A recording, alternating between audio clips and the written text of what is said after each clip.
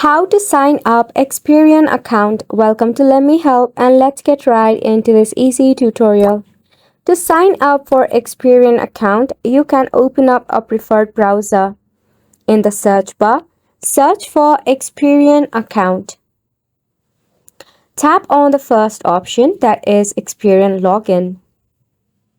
To sign in or sign up for your Experian account, it is pretty simple.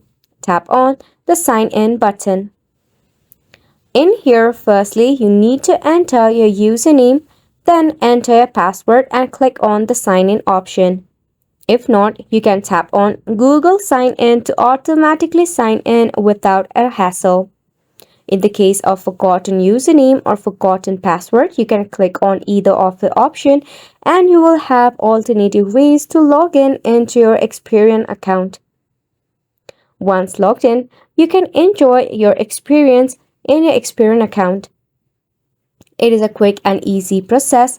However, if you face any of the difficulty regarding it, you can check out the help and support of Experian and follow along the instruction provided by the articles or the agent itself. And it's a wrap for the video as well. Thank you so much for tuning in.